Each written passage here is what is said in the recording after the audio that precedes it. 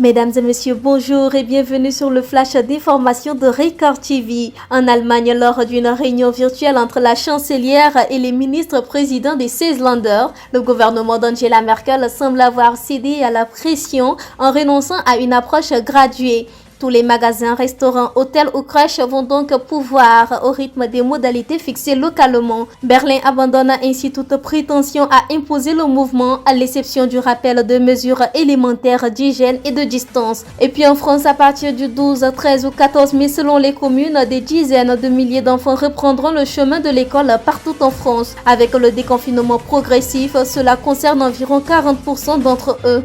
Mais les très nombreux élèves, sans doute majoritaires et tenus de rester chez eux, pourront-ils bénéficier des enseignements télé?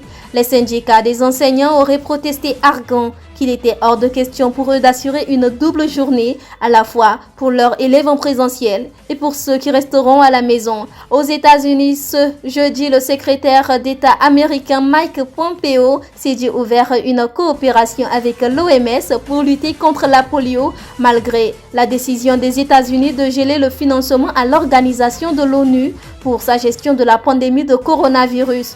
Rappelons que les États-Unis sont le premier bailleur de l'OMS avec une contribution de plus de 400 millions de dollars par an qui permet aussi de lutter contre d'autres maladies comme la malaria. En Afrique, le président brésilien Jair Bolsonaro a autorisé l'envoi de l'armée pour lutter contre la déforestation et les incendies en Amazonie, où ces fléaux semblent progresser encore plus qu'en 2019. La première année au pouvoir du chef d'État de l'extrême droite avait été marquée par un nombre sans précédent d'incendies qui avaient dévasté d'immenses zones de la plus grande forêt tropicale du monde et attiré un flot de critiques de la communauté internationale sur le Brésil. La déforestation au cours du premier trimestre a progressé de plus de 50% par rapport à la même période de l'an dernier, portant sur 796 km². Au Nigeria, atterri chez toutes les banques commerciales opérantes dans le pays. La note vient de la Banque centrale du Nigeria. Les banques commerciales sont désormais interdites de tout licenciement. Une mesure qui intervient alors qu'Access Bank, la première banque de la plus grosse économie d'Afrique, avait lancé une série de licenciements sur fond de crise liée au Covid-19. Ceci est le résultat d'une réunion spéciale du comité des banquiers examinant les effets de la pandémie sur le secteur.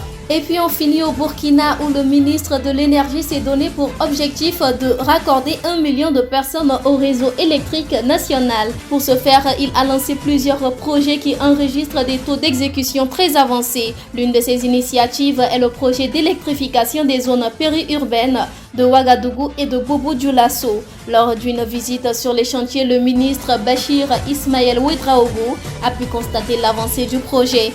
Dans certains quartiers comme Yagma, les travaux sont achevés à plus de 90%. Ici prend donc fin ce flash d'information de Record TV. Merci de nous avoir suivis et bonne suite de programme sur votre chaîne préférée. Record TV, le monde bouge, la Côte d'Ivoire aussi.